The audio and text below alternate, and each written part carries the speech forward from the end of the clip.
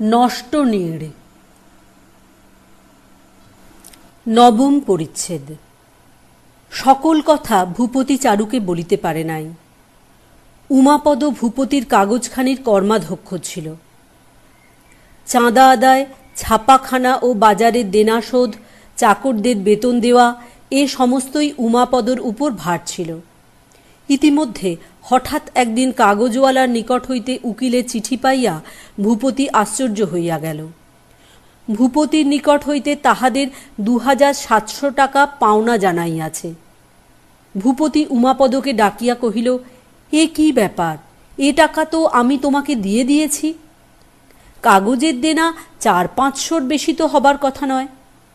উমাপদ কহিল, নিশ্চয় এরা ভুল করেছে। কিন্তু আর চাপা রহিল না।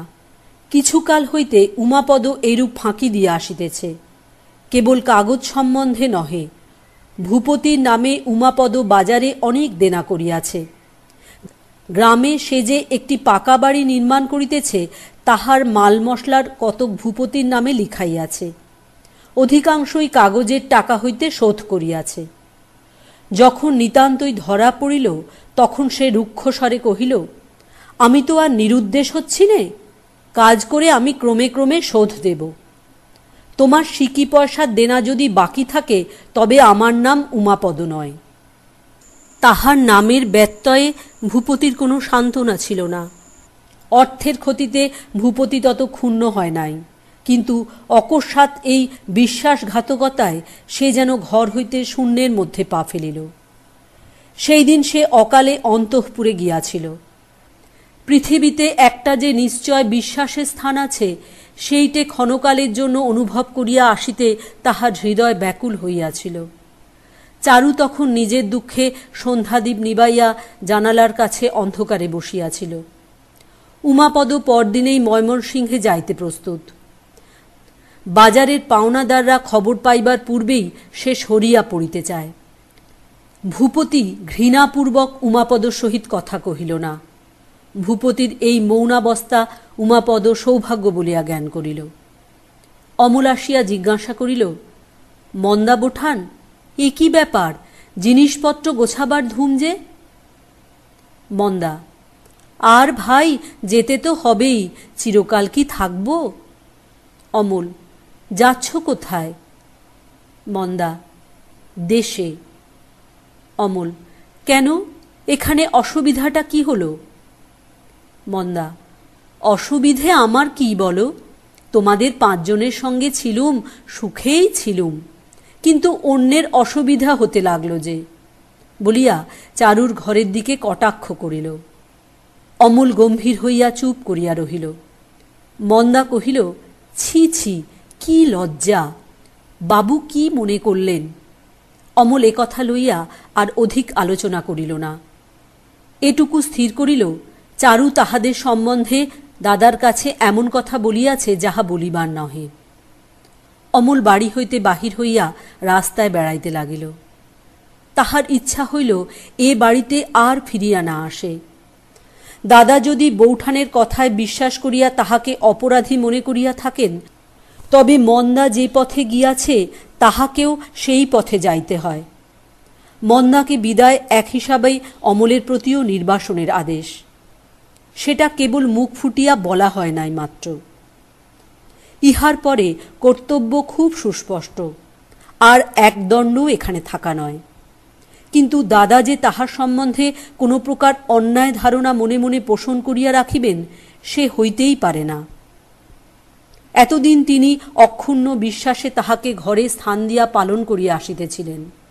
সে বিশ্বাসে যে অমল কোনো অংশে আঘাত দেয় নাই, সে কথা দাদাকে না বুঝাইয়া সে কেমন করিয়া যাইবে?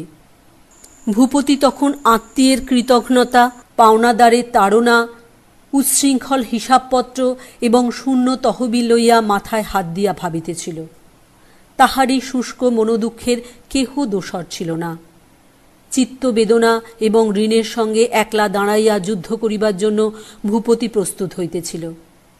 এমন সময় অমল ঝড়ের মতো ঘরের মধ্যে প্রবেশ করিল। ভূপতি নিজের অগাধ চিন্তার মধ্য হইতে হঠাৎ চমকিয়া উঠিয়া চাহিল। কহিল, খবর কি অমল? অকস্মাৎ মনে হইল অমল বুঝি আর একটা কি গুরুতর দুঃসংবাদ লইয়া আসিল। অমল কহিল, দাদা, আমার উপরে তোমার কি কোনো রকম সন্দেহের কারণ হয়েছে? ভূপতি আশ্চর্য হইয়া কহিল, তোমার উপরে সন্দেহ? মনে মনে ভাবিল, সংসার যেরূপ দেখিতেছি তাহাতে কোন দিন অমলকেও সন্দেহ করিব আশ্চর্য নাই। অমল, বোঠান কি আমার চরিত্র সম্বন্ধে তোমার কাছে কোনো রকম দোষারোপ করেছেন? ভূপতি ভাবিল, ওহ, এই ব্যাপার, বাঁচা গেল, স্নেহের অভিমান। সে মনে করিয়াছিল সর্বনাশের উপর বুঝি আর একটা কিছু সর্বনাশ ঘটিয়াছে, কিন্তু গুরুতর সংকটের সময়েও এই সকল তুচ্ছ বিষয়ে কর্ণপাত করিতে হয়। সংসার এদিকে সাঁকোও নাড়াইবে, অথচ সেই সাঁকোর উপর দিয়া তাহার শাকের আঁটিগুলো পার করিবার জন্য তাগিদ করিতেও ছাড়িবে না। অন্য সময় হইলে ভূপতি অমলকে পরিহাস করিত, কিন্তু আজ তাহার সে প্রফুল্লতা ছিল না। সে বলিল, পাগল হয়েছ নাকি? অমল আবার জিজ্ঞাসা করিল, বোঠান কিছু বলেননি? ভূপতি, তোমাকে ভালোবাসেন বলে যদি কিছু বলে থাকেন তাতে রাগ করবার কোনো কারণ নেই। অমল, কাজকর্মের চেষ্টায় এখন আমার অন্যত্র যাওয়া উচিত। ভূপতি ধমক দিয়া কহিল, অমল, তুমি কি ছেলে মানুষই করছো তার ঠিক নেই। এখন পড়াশুনো করো, কাজকর্ম পরে হবে। অমল বিমর্ষ মুখে চলিয়া আসিল। ভূপতি তাহার কাগজের গ্রাহকদের মূল্যপ্রাপ্তির তালিকার সহিত 3 বৎসরের জমা খরচের হিসাব মিলাইতে বসিয়া গেল।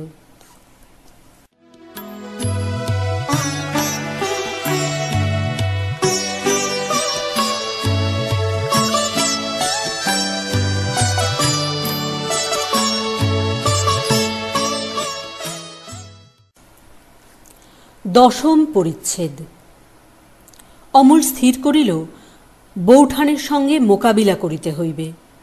এ কথাটা শেষ না করিয়া ছাড়া হইবে না। বোঠানকে যে সকল শক্ত শক্ত কথা শুনাইবে মনে মনে তাহা আবৃত্তি করিতে লাগিল। মন্দা চলিয়া গেলে চারু সংকল্প করিল অমলকে সে নিজে হইতে ডাকিয়া পাঠাইয়া তাহার রোষ শান্তি করিবে, কিন্তু একটা লেখার উপলক্ষ করিয়া ডাকিতে হইবে। অমলেরই একটা লেখার অনুকরণ করিয়া অমাবস্যার আলো নামে সে একটা প্রবন্ধ ফাঁদিয়াছে। চারু এটুকু বুঝিয়াছে যে তাহার স্বাধীন ছাঁদের লেখা অমল পছন্দ করে না। পূর্ণিমা তাহার সমস্ত আলোক প্রকাশ করিয়া ফেলে বলিয়া চারু তাহার নূতন রচনায় পূর্ণিমাকে অত্যন্ত ভৎসনা করিয়া লজ্জা দিতেছে। লিখিতেছে, অমাবস্যার অতল স্পর্শ অন্ধকারের মধ্যে 16 কলা চাঁদের সমস্ত আলোক স্তরে স্তরে আবদ্ধ হইয়া আছে, তাহার একরশ্মিও হারাইয়া যায় নাই। তাই পূর্ণিমার উজ্জ্বলতা অপেক্ষা অমাবস্যার কালিমা পরিপূর্ণতার, ইত্যাদি। অমল নিজের সকল লেখাই সকলের কাছে প্রকাশ করে এবং চারু তাহা করে না। পূর্ণিমা অমাবস্যার তুলনায় তার মধ্যে কি সেই কথাটার আভাস আছে?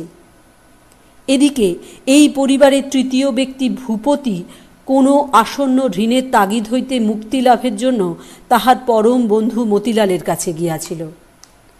মতিলালকে সংকটের সময় ভূপতি কয়েক হাজার টাকা ধার দিয়াছিল।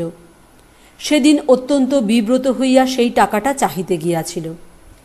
মতিলাল স্নানের পর গা খুলিয়া পাখার হাওয়া লাগাইতেছিল এবং একটা কাঠের বাক্সর উপর কাগজ মেলিয়া অতি ছোট অক্ষরে সহস্র দুর্গা নাম লিখিতেছিল।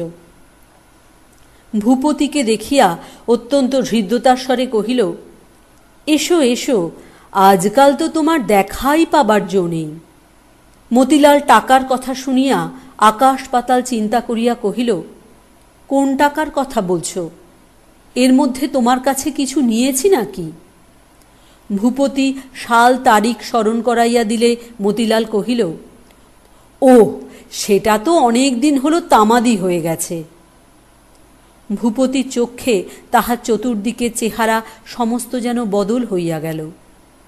সংসারের যে অংশ হইতে মুখোশ খসিয়া পড়িল সে দিকটা দেখিয়া আতঙ্কে ভূপতির শরীর কণ্টকিত হইয়া উঠিল।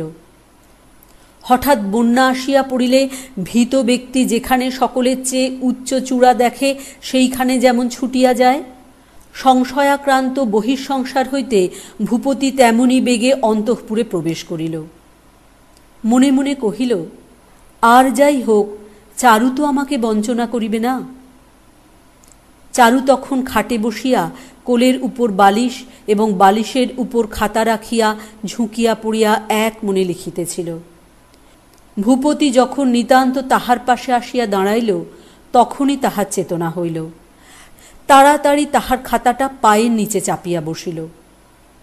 মনে যখন বেদনা থাকে তখন অল্প আঘাতেই গুরুতর ব্যথা বোধ হয়। চারু এমন অনাবশ্যক সত্বরতার সহিত তাহার লেখা গোপন করিল দেখিয়া ভূপতির মনে বাজিল। ভূপতি ধীরে ধীরে খাটের উপর চারুর পাশে বসিল। চারু তাহার রচনা স্রোতে অনপেক্ষিত বাধা পাইয়া এবং ভূপতির কাছে হঠাৎ খাতা লুকাইবার ব্যস্ততায় অপ্রতিভ হইয়া কোনো কথাই যোগাইয়া উঠিতে পারিল না। সেদিন ভূপতির নিজের কিছু দিবার বা কহিবার ছিল না। সে রিক্ত হস্তে চারুর নিকটে প্রার্থী হইয়া আসিয়াছিল। চারুর কাছ হইতে আশঙ্কাধর্মী ভালোবাসার একটা কোনো প্রশ্ন, একটা কিছু আদর পাইলেই তাহার ক্ষত যন্ত্রণায় ঔষধ পড়িত। কিন্তু হেদে লক্ষ্মী হইল লক্ষ্মী ছাড়া এই মুহূর্তের প্রয়োজনে প্রীতিভাণ্ডারের চাবি চারু যেন কোনোখানে খুঁজিয়া পাইল না। উভয়ের সুকঠিন মৌনে ঘরের নীরবতা অত্যন্ত নিবিড় হইয়া আসিল। খানিকক্ষণ নিতান্ত চুপচাপ থাকিয়া ভূপতি নিঃশ্বাস ফেলিয়া খাট ছাড়িয়া উঠিল এবং ধীরে ধীরে বাহিরে চলিয়া আসিল। সেই সময় অমল বিস্তর শক্ত শক্ত কথা মনের মধ্যে বোঝাই করিয়া লইয়া চারুর ঘরে দ্রুতপদে আসিতেছিল। পথের মধ্যে অমল ভূপতির অত্যন্ত শুষ্ক বিবর্ণ মুখ দেখিয়া উদ্বিগ্ন হইয়া থামিল। জিজ্ঞাসা করিল, দাদা, তোমার অসুখ করেছে? অমলের স্নিগ্ধ স্বর শুনিবা মাত্র হঠাৎ ভূপতির সমস্ত হৃদয় তাহার অশ্রুরাশি লইয়া বুকের মধ্যে যেন ফুলিয়া উঠিল। কিছুক্ষণ কোনো কথা বাহির হইল না। সবলে আত্মসংবরণ করিয়া ভূপতি আর্দ্রস্বরে কহিল, কিছু হয়নি অমল, এবারে কাগজে তোমার কোনো লেখা বেরোচ্ছে কি? অমল শক্ত শক্ত কথা যাহা সঞ্চয় করিয়াছিল তাহা কোথায় গেল? তাড়াতাড়ি চারুর ঘরে আসিয়া জিজ্ঞাসা করিল, বৌঠান, দাদার কি হয়েছে বলো দেখি? বৌঠান, দাদার কি হয়েছে বলো দেখি? চারু কহিল, কই, তা তো কিছু বুঝতে পারলুম না। অন্য কাগজে বোধ হয় ওর কাগজকে গাল দিয়ে থাকবে। অমল মাথা নাড়িল। না ডাকিতেই অমল আসিল এবং সহজভাবে কথাবার্তা আরম্ভ করিয়া দিল দেখিয়া চারু অত্যন্ত আরাম পাইল। একেবারেই লেখার কথা পারিল। কহিল, আজ আমি অমাবস্যার আলো বলে একটা লেখা লিখছিলুম, আর একটু হলেই তিনি সেটা দেখে ফেলেছিলেন। চারু নিশ্চিত স্থির করিয়াছিল তাহার নূতন লেখাটা দেখিবার জন্য অমল পীড়াপিড়ি করিবে। সেই অভিপ্রায়ে খাতাখানা একটু নাড়াচাড়াও করিল। কিন্তু অমল একবার তীব্র দৃষ্টিতে কিছুক্ষণ চারুর মুখের দিকে চাহিল। কি বুঝিল, কি ভাবিল জানি না, চকিত হইয়া উঠিয়া পড়িল। পর্বত পথে চলিতে চলিতে হঠাৎ এক সময় মেঘের কুয়াশা কাটিবা মাত্র পথিক যেন চমকিয়া দেখিল সে সহস্র হস্ত গভীর গহ্বরের মধ্যে পা বাড়াইতে যাইতেছিল। অমল কোনো কথা না বলিয়া একেবারে ঘর হইতে বাহির হইয়া গেল। চারু অমলের এই অভূতপূর্ব ব্যবহারের কোনো তাৎপর্য বুঝিতে পারিল না।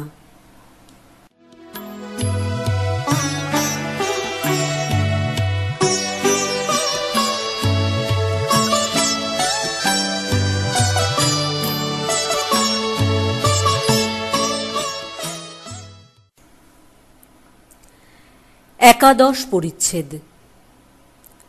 পরদিন ভূপতি আবার অসময়ে শয়নঘরে আসিয়া চারুকে ডাকাইয়া আনাইল। কহিল, চারু, অমলের বেশ একটা ভালো বিবাহের প্রস্তাব এসেছে। চারু অন্যমনস্ক ছিল, কহিল, ভালো কি এসেছে? ভূপতি, বিয়ের সম্বন্ধ। চারু, কেন, আমাকে কি পছন্দ হল না? ভূপতি উচ্চৈঃস্বরে হাসিয়া উঠিল, কহিল, তোমাকে পছন্দ হলো কিনা সে কথা এখনো অমলকে জিজ্ঞাসা করা হয়নি। যদিই বা হয়ে থাকে, আমার তো একটা ছোটোখাটো দাবি আছে, সে আমি ফস করে ছাড়ছি নে।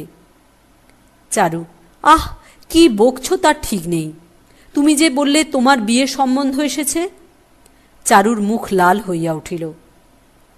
ভূপতি, তাহলে কি ছুটে তোমাকে খবর দিতে আসতুম? বকশিস পাবার তো আশা ছিল না। চারু, অমলের সম্বন্ধ এসেছে? বেশ তো, তাহলে আর দেরি কেন? ভূপতি, বর্ধমানের উকিল রঘুনাথবাবু তাঁর মেয়ের সঙ্গে বিবাহ দিয়ে অমলকে বিলেতে পাঠাতে চান। চারু বিস্মিত হইয়া জিজ্ঞাসা করিল, বিলেত? ভূপতি, হ্যাঁ, বিলেত। চারু, অমল বিলেত যাবে? বেশ মজা তো। বেশ হয়েছে, ভালোই হয়েছে। তা তুমি তাকে একবার বলে দেখো। ভূপতি, আমি বলবার আগে তুমি তাকে একবার ডেকে বুঝিয়ে বললে ভালো হয় না? চারু, আমি ৩,০০০ বার বলেছি, সে আমার কথা রাখে না। আমি তাকে বলতে পারবো না। ভূপতি, তোমার কি মনে হয় সে করবে না?